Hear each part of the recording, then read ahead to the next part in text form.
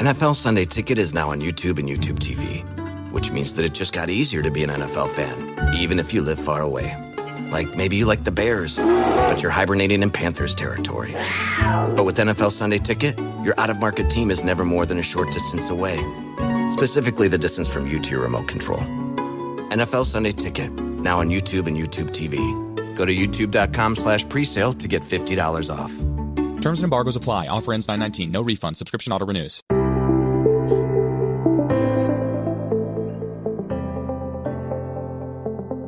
Hi and welcome again to the Paddock and the Pavilion with your host Stephen Wallace for the second part of our Silver Ashes series with England's victorious skipper John Evans. This time we have also gone into the Australian camp to talk to their wicketkeeper Murray Harrison. I hope you enjoyed part one, which you will find on Apple Podcasts, Google and Spotify. But let's hear all about Sunday's second one-day international from John Evans and Murray Harrison. Welcome back, John. Ashes winner. How does that sound as England captain? Yeah, very, very delighted. Little bit relieved, but we backed up the first win with a good performance in the second game. It didn't come without a few little scares. The Australians were as we expected, more positive and really striving to level the series, but we did manage to come on top, despite the fact I think there was twice when I was a bit concerned. Well, we'll come on to that in a minute when we talk about the game. You said you had family connections at Wellington. Did you find that photo of your dad in the ground? Yeah, I did, yeah. It was right in the top corner, the oldest photo, I think, showing, and Dad as a young man was on there with a very, very old-looking team. It was 1947 Wellington first team, and Dad was by far the youngest person on there. I'm guessing it was post-war, and the club have been fantastic. They've sent me a copy down of that print, and I've shared it with my family, etc. Yeah. Oh, nice to go back there then, wasn't it? Yeah, it was brilliant. And interestingly, I met a guy who was at primary school and we played in the same football team together. He's a big man at Wellington, a fellow called Norman Ross. And then the groundsman came to me. He said, "Was Bill Evans your dad?" And I said, "Yes." And he said, he was my teacher. So the groundsman was obviously in his 50s or 60s because Dad would have been 100 this year if he'd have carried on. That was all lovely, really nice. What were the celebrations like after the game? Yeah, pretty good. We not massively excessive because quite a few people had journeys back. Other people were staying in hotels, but those of us who were staying locally had a bit of a celebration. Yes. No nightclubs then?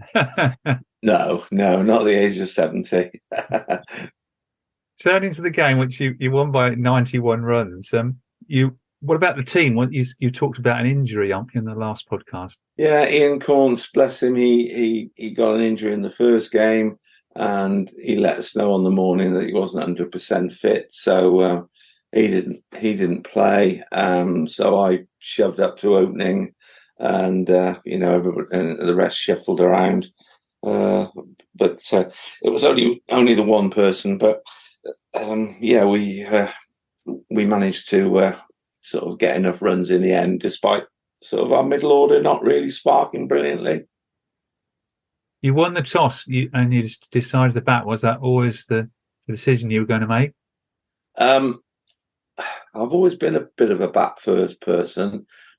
Both Tom Wood and I, the Australian skipper, both sort of remarked that it was a toss that we didn't mind losing because we weren't sure what the wicket was going to do. There'd been a bit of rain about. It looked good, but it did look like there was a little bit of give in it. And it did prove that there was a bit in it for bowlers, but you could bat on it as well. I mean, it was a good cricket wicket, and the groundsman did a great job considering the rain they'd had earlier in the week.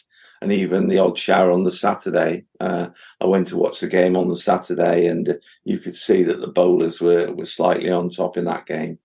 You did a recce on Saturday, yeah. Yeah, we did. There was a little group of us went and had a beer there and had a look at it. The ones who were staying over, yeah. But you made a good start. You added 76 for the first wicket with Andrew Peters. Yeah. We were fairly positive. They bowled pretty tight. Colin Cook and Ron Kasputis bowled, some good balls, but there was an occasional bad ball that we both put away quite well. You talked about a few hiccups on the way. Looking at the score sheet, you were 110 for 1, and then you slipped to 150 for 6. Yeah. Derek Tao was batting number 3 with me. We were going along quite nicely. Then he smacked a ball back at Ian Southall, and he took an absolutely brilliant catch about 3 feet away from me. I was backing up, and Derek smacked it, and he took that incredibly one-handed and celebrated. And I shook his hand because it was an amazing catch for a 70-year-old. And then I managed to cloth a long hop straight down to Tom Wood at mid-wicket. So suddenly 3 wickets. And then their leg spinner, Mike Riley, bowled very well and took 3 wickets. So suddenly, yeah, as you said, that was the one time when I thought, ooh, this could get a bit shaky. But fortunately, Nick Andrews and Tim Smith and then Steve Shepherd batted really well to get us up to a decent score. We mustn't forget that opener, John Evans. He got 57 off 84 balls. Yeah, it was another one of those ones where I was really pleased to do that, but also having got there, I was a bit disappointed not to kick on. But how often do bad balls get wickets? Lots of times, don't they? And this time it was long hop. Managed to get one. I smacked it straight to mid-wicket. There you go. I missed that because I did go on the stream a couple of times, and I saw you get your 50. Right. The next time I looked, you weren't there, so I missed it. No. Sadly, I had to walk off with my tail between my legs. Nick Andrews and Tim Smith, though, they added 62 for the 7th wicket. Yeah, I think that was a really crucial partnership. And then when Nick did get out for a very good 38, I think, Steve Shepherd carried on, got a good 16 not out at the end. And that was one of the differences. They didn't have that quality down their order. I was very relieved that, Nick and Tim and Steve are real good all-rounders who probably bat pretty high up for their counties.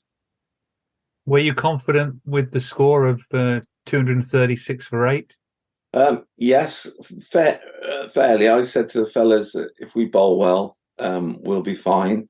But there was a period where, despite we had a very good start, there were a couple of their players who started to make us think a little bit and look like they might be able to get, because it never really got above 6 and over for quite a while until those wickets went, to be fair.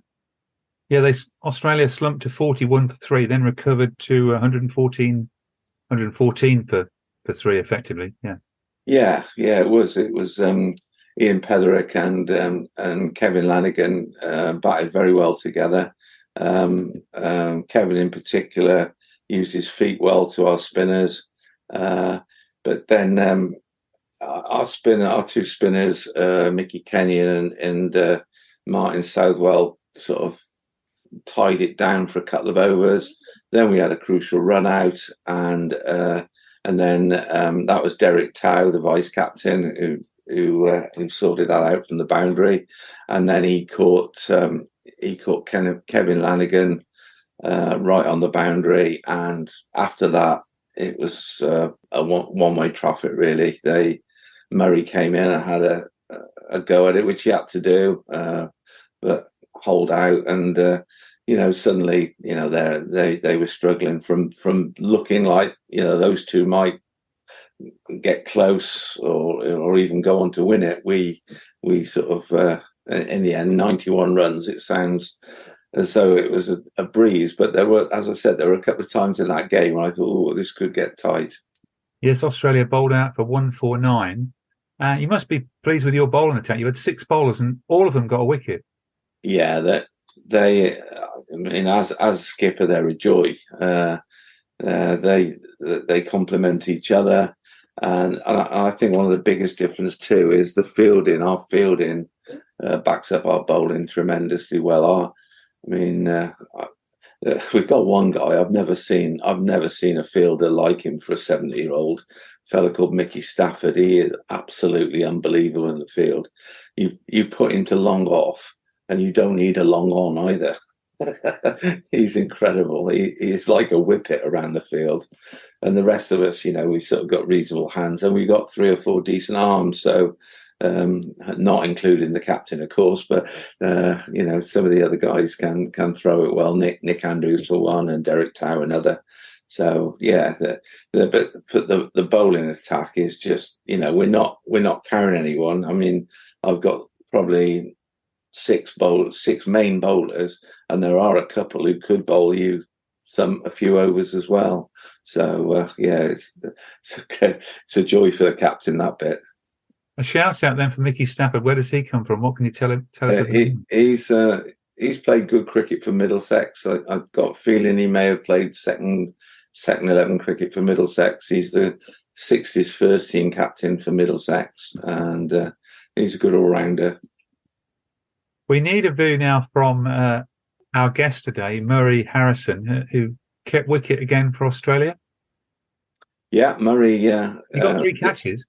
He did. He kept very well, and he kept the team in both games. He was encouraging the team and supporting the bowlers and geeing everybody up as a good keeper will do. And as I said, probably in the first game, it was a massive surprise to me because he yorked me in the game at Coogee when I'd had a few runs, and it's suddenly good ball out of nowhere.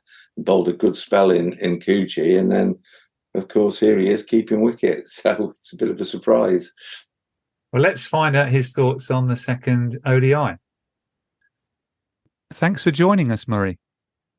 My pleasure, Stephen. I hope to say something that might be slightly interesting. I'm sure you will. How do you reflect on the game last Sunday? Oh, we were clearly sadly beaten, and in the first game, I think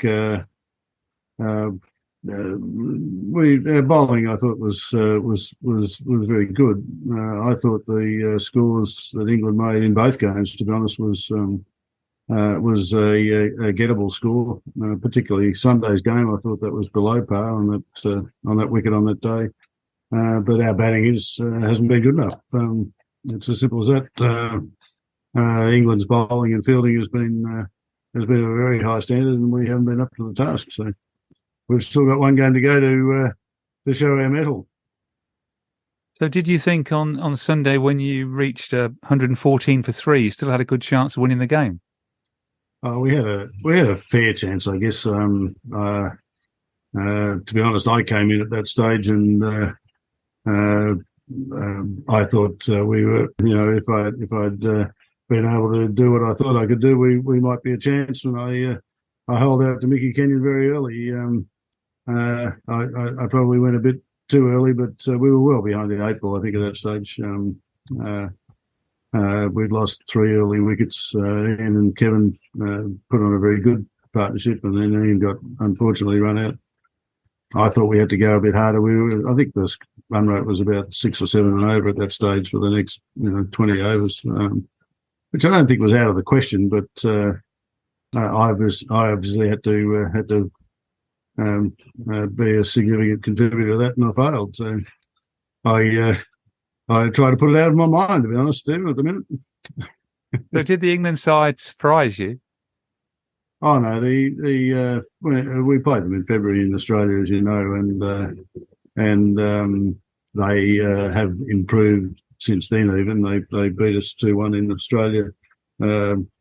Having played for a number of years now in the 60s, I was very familiar with a number of the England players, and I was aware that the guys that they brought in were all very good players. Frankly, England has raised the bar at the 70s level. I think John talked about the fact they left out some very good players in this squad, and the reality is their squad is very strong. We're frankly behind the eight ball on a number of levels that we have to go home and address. But we do start from a relatively more difficult position on a couple of counts. One is that our side is significantly older than the England side. England, I think, have 6 guys who are 70 this year. We have 4 guys who are 75 and over, and that has shown up in the field. There's no question about that. But I think, as I say, we need to have a think about that and how we go about catching up in the future. The advantage that I'm talking about is that we're such a big country. We literally have a national championship where we get to play each other. Each of the states play each other once a year for 1 week. We all go to one venue. We play a national championship once a year. And apart from a few other games between states during the year, that's really our one and only opportunity to test ourselves against each other.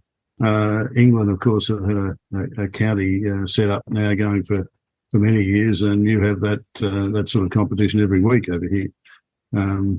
So your guys are not only younger, but they're more match hardened than we are, to be honest.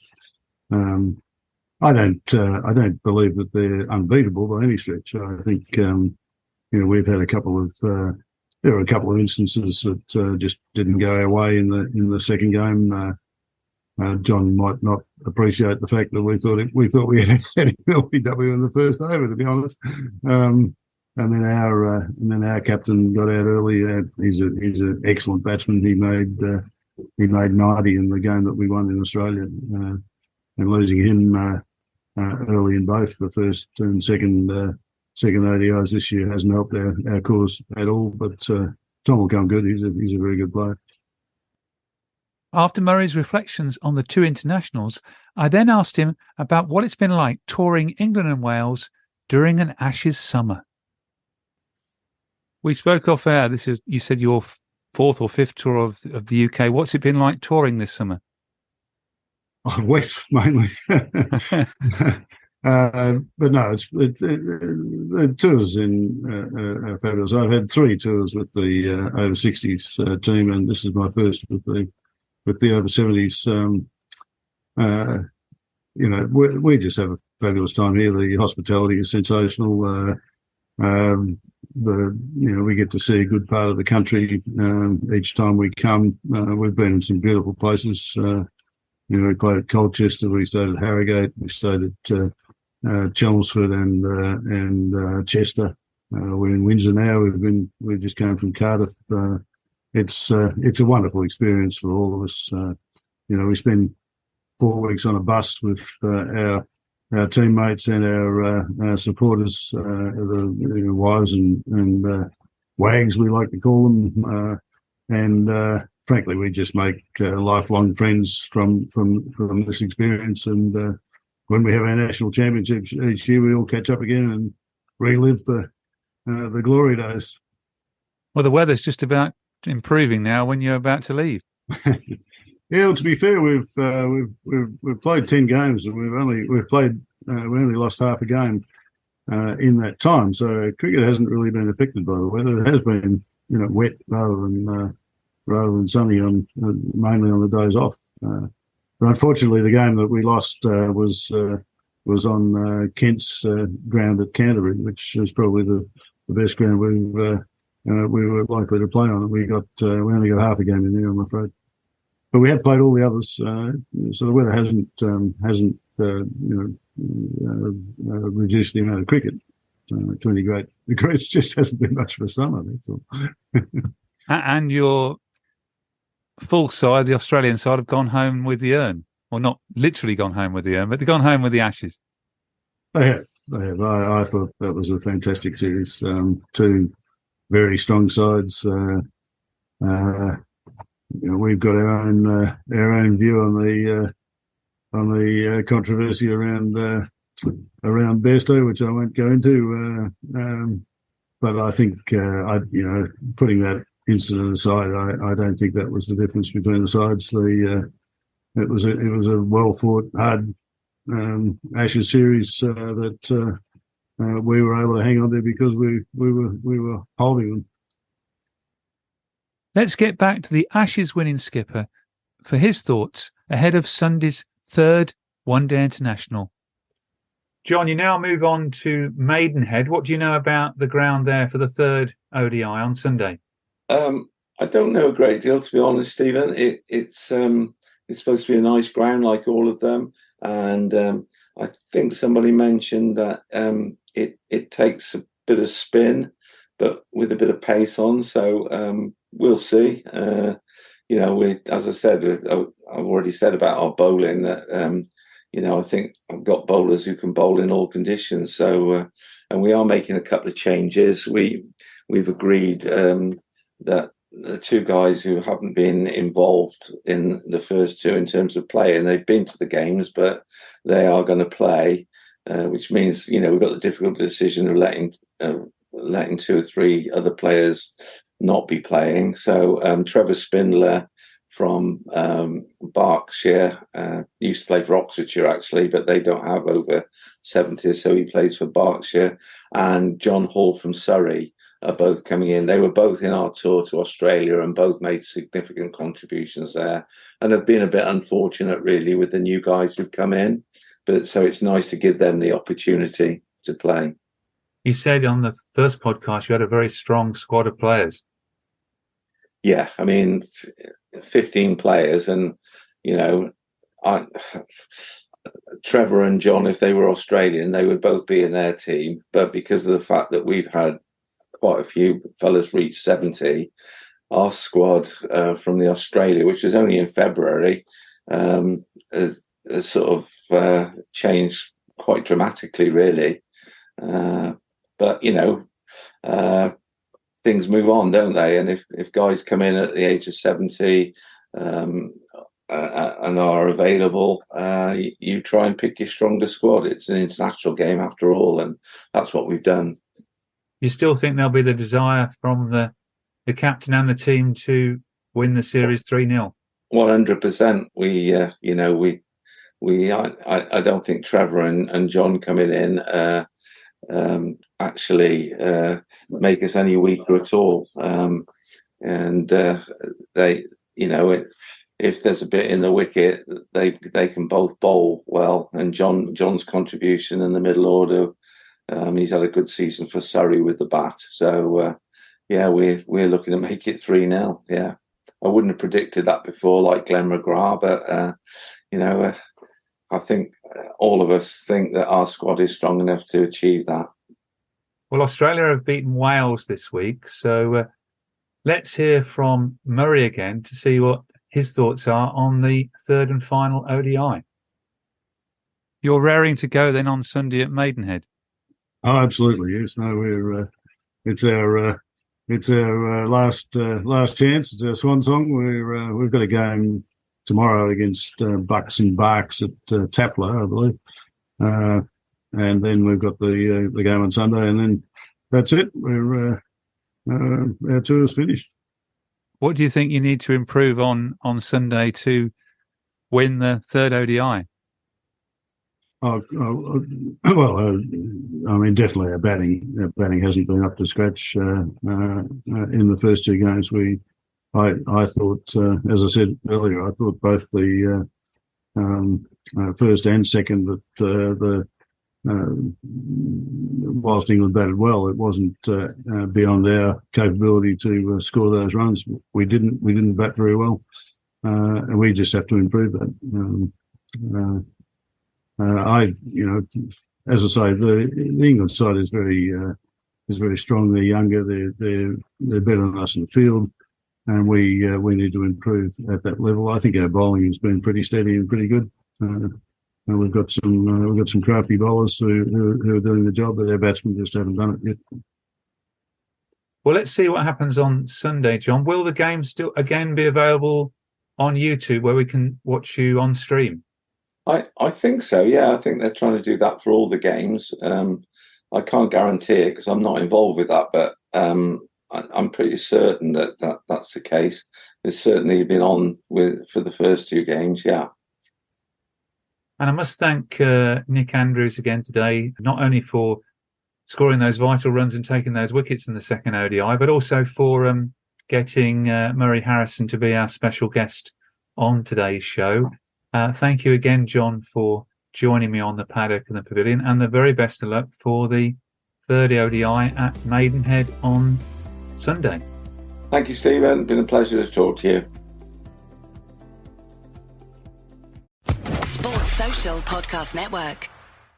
You want to get in better shape, lose weight, and get healthy, but every time you try, it only lasts a few weeks. Well, guess what? It's not your fault because it's super f***ing hard. I'm Carl, the co-founder of Body, BODI.com. Here's the secret. Most workout programs and diets don't work long-term because they're not designed to fit into your life long-term.